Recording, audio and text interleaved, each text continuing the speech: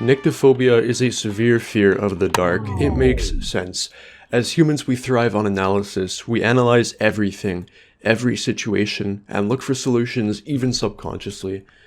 But what happens when we can no longer fulfill this bodily process? We get insecure. Darkness leaves us feeling vulnerable, like the little soft flesh beings that we are. But why do we still have this fear?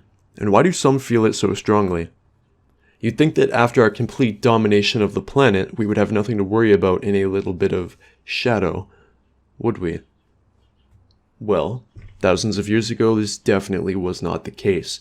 Humans evolved to have this natural fear of the dark and the unknown, because back then venturing into these spaces oftentimes resulted in death.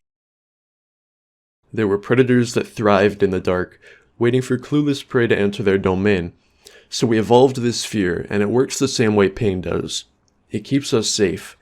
It makes us uneasy, nervous, and for some, terrified. But these are the necessary feelings to keep us away from potentially harmful places. We can further verify this behavior by looking at children. Children who have no premonitions or preconceived biases about the dark are still sometimes deathly afraid of it. But not everyone is afraid of the dark in this way. I myself appreciate a pitch-black bedroom to fall asleep in, and I know many others that do as well. So how can we all be afraid of the dark if some of us don't even care about it? It's because this is not a fear of the dark, but a deep-rooted fear of the unknown that also stems from our days of being vulnerable human beings sleeping in caves, trying to survive day by day. We knew that the unknown was, well, unknown.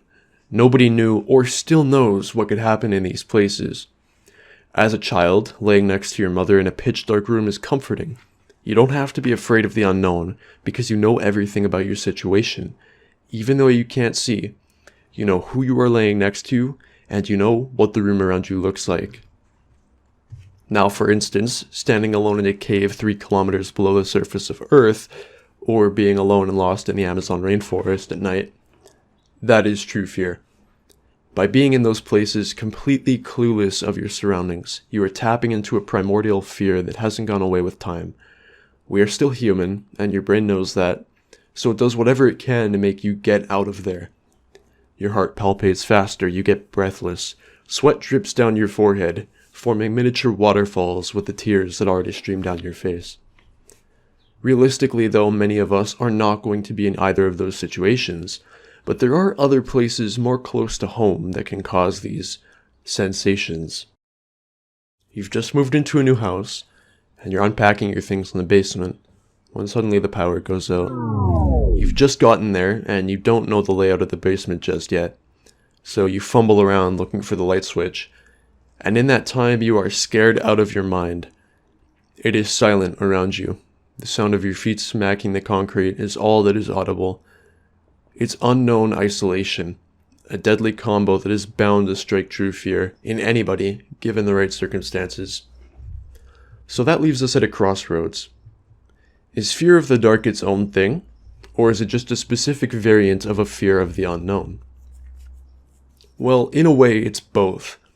They interlace in many ways, but what separates a fear of the dark is that you can know your surroundings and still be terrified, and let your mind play tricks on you.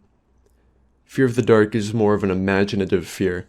It's something you conjure up in your own head, and it can also be controlled by your own imagination. Fear of the unknown, however, is a more universal fear, one that is deeply rooted in our ancestry, and one that serves a valuable purpose, to keep us safe. And on a final note, if you really are afraid of the dark, don't be afraid to put the blankets over your head once in a while.